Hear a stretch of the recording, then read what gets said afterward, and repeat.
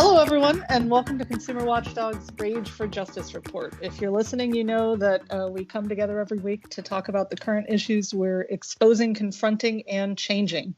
I'm your host, Carmen Balber, Executive Director of Consumer Watchdog, and we've got a really timely guest today, Alex Nagy, the California Director for Food and Water Watch, which is an organization in California and across the country that's advocating for your rights and health as a consumer in food safety, water safety, and for a livable climate. So thanks so much, Alex, for joining me. Thank you so much for having me, Carmen. Very, very much appreciate you taking your time out of what I know is a busy week, because this week is the 5-year anniversary of what was the largest methane gas blowout in United States history. At the Aliso Canyon gas storage facility up in the San Fernando Valley in Los Angeles. And Alex has been on the leading edge of the fight trying to shut this facility down and protect the public health in the region. And today's the culmination of a week of actions to create pressure around that action. So I guess first off, the smart thing to do, Alex, is remind everyone of just what happened up at Aliso Canyon and the scale of that disaster. Yeah, well, 5 years ago today, actually, October 23rd, 2015, SoCalGas discovered a leak at one of their 116 underground gas storage wells up at the Aliso Canyon gas storage facility right here in Los Angeles. And underground gas storage is really when a gas company or utility stores gas at very high pressure in old oil fields. And so this field in particular had been in use at the turn of the 20th century and was the Getty oil field. And those same oil wells that were, between 50 and 70 years old were repurposed for gas storage. And when SoCalGas took over that field in the 70s, they essentially used those wells, and over time they deteriorated significantly. SoCalGas never did any maintenance or inspections to ensure the safety and integrity of those old wells. And so in 2015, one of them, after enough corrosion, blew out. And SoCalGas was really unable to respond to this crisis. They had no plan in place for these types of blowouts and failed to contain the leak for 111 days. And it really was a massive blowout, an unprecedented release of methane. Over the course of that 111 days, we saw 100,000 metric tons of methane spew out of the air, out of the well and into the community. And we saw that come with it crude oil that was left over in that oil field. And we know that the nearby community in the San Fernando Valley was just covered with this crude oil, inundated with other associated chemicals that come with the gas, like benzene and formaldehyde and acrolein. And so this created not only an unprecedented climate disaster, but a massive health crisis for the community. And right away, we saw people and pets getting horribly sick. By the end of this disaster, we saw over 8,000 families get relocated from their homes. The LA County Department of Public Health had issued a relocation order for a 5-mile radius surrounding this blown out well, but it was all voluntary. And it just, I think, really goes to show that the community was really struggling to get information out about this because there were a lot of things done that were not required.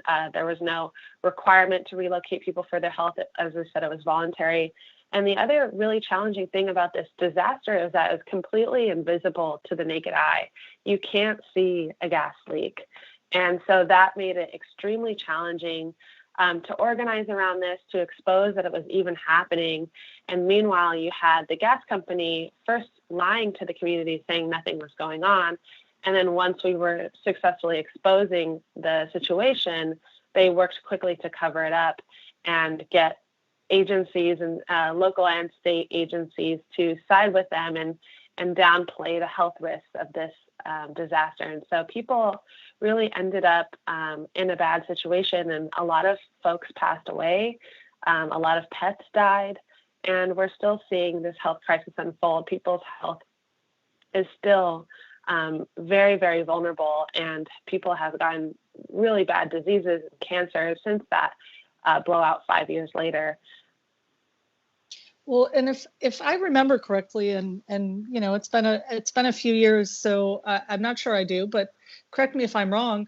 The contention was that this wasn't really a significant public health risk. That maybe it smells bad, but everybody in the community is just really overblowing the situation when they complain of these health risks. If I'm remembering that correctly, that the company was just poo-pooing the reality of the situation.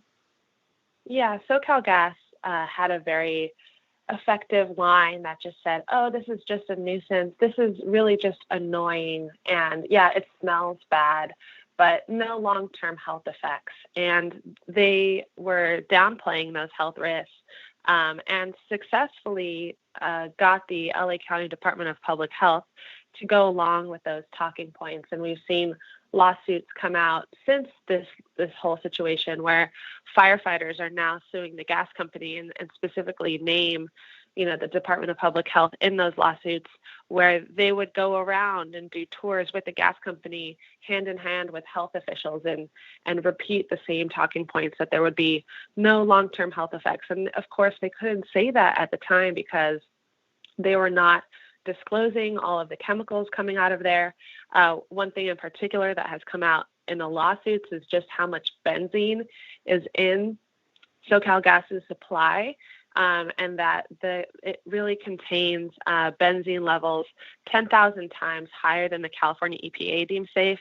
And the World Health Organization says there's no safe level for benzene, and this was really what was found in people's bodies. The health department also told doctors not to do any toxicology testing during this blowout. And so people were being turned away from their doctors from doing blood tests and trying to figure out what's going on with them. And we've seen one doctor, Dr. Nordella, rise to the occasion and kind of go up against the health department and do these types of toxicology analysis. And he's looked at hair and urine and blood samples and found really concerning things: high levels of ethylbenzene, uranium, strong indicators for benzene poisoning. And he really put his job on the line. He was fired from his position as the Porter Ranch Quality Care Medical Director at the time. So there has been a lot done to cover up this health crisis. And that really is the issue here, is that people still are getting sick. People died during this disaster. And it continues to pose a serious danger to the community as it's being used almost more frequently now than it was before. And so, yeah, this is the main reason why we want to see this place get shut down, because it's just such a, it makes the community sick every day.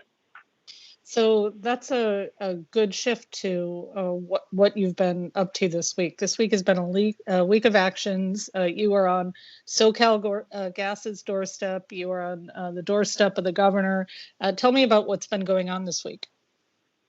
Yeah, so this week we're trying to kind of break out of our COVID-19 lockdown cocoon, and we've been kind of sheltering in place like everyone else has, but we really wanted to take this 5-year anniversary as a moment to make it a political moment that Governor Newsom can't ignore. And he has personally committed to both Jane Fowler and Deirdre Bologna, 2 moms from the community, that he would shut down Aliso Canyon, that he was fully committed to doing this, and that he wanted to do it on an expedited timeline. And instead, what we've seen since he was elected is the use of this facility increased by 3,000% compared to Governor Brown's last 2 years in office.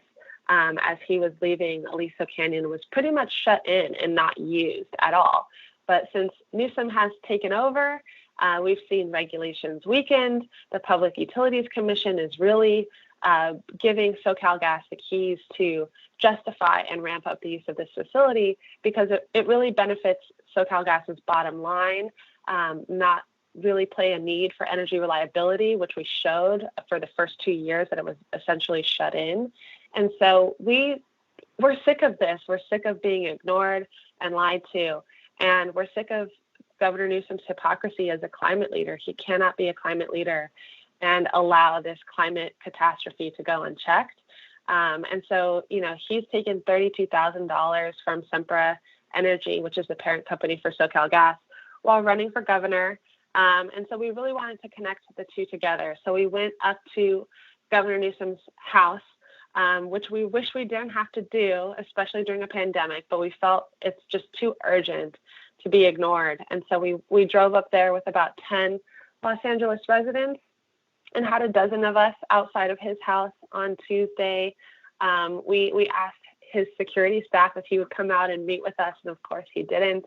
But we just, held a really strong vigil out there and took stories with us, about 21 stories of community members with us, to show Governor Newsom just how serious this is. If he would just stop and listen to the voices and the community and what they've experienced and what they're still experienced, he would feel that urgency to shut it down. And then we went to the SoCalGas headquarters in downtown LA. It's a massive skyrise building where they base their operations. And we, urged again for Governor Newsom to cut ties with the gas companies, stop taking fossil fuel money, and really stand up to SoCalGas, stop letting them run the show and dictate our energy future, because if we allow that to happen, we're surely headed to climate catastrophe that will be hard to reverse. And so, it's been an eventful week, and we've been all over social media as well. Governor Newsom has an active Twitter account, and we know he pays attention to his social media. So we've been very active online as well, and just trying to use any avenue and tool possible to make our voices heard.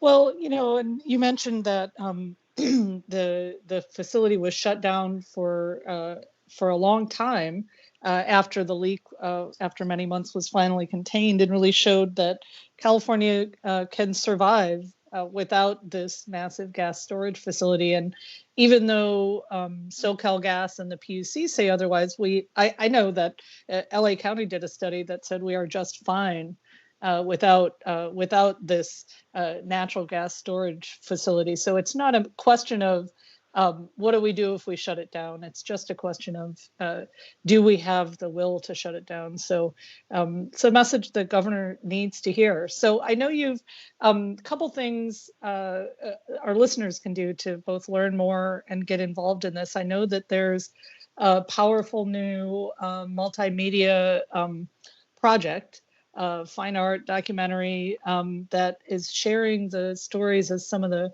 families in the community who have been impacted, which we don't necessarily have the time to tell these stories today, but I want to make sure that folks have a way to learn exactly what the human impact is of this. And then also, I know you've got an event tonight as well, so maybe we can wrap up with those two things, Alex. Absolutely. So the Aliso Stories Project, and this was put together by a resident, Hannah Benet of Porter Ranch, and she's really been involved. I've known her for the last 5 years. We got to know each other on the protest lines when the gas blowout was still fresh, and she's just a wonderful photographer and has been documenting the fight and the rallies. And she really wanted to, again, put a human face on this issue, because it's been 5 years and it's easy to forget just how upending this was for so many people. And so she so far has 21 portraits and stories up on her website, and you can check that out at alisostories.com. And it's heartbreaking and so grounding for me personally. It reminds me why I do this work, why this fight is so important, because lives have been lost and lives have been ruined. And, Deirdre Bologna, who I talked about, was promised by Newsom that he would shut it down. She lost her father to kidney cancer, and he was, kind of refused to move out of the area like a lot of people did. Just sort of, there was so much misinformation put out by the gas company, and Deirdre's father really believed the gas company and believed the government. Well, if it was really that bad, wouldn't they tell us? And kind of trusting too much in their government to look after them. And so it's just kind of tragic story after tragic story. And we really need Governor Newsom to pay attention here.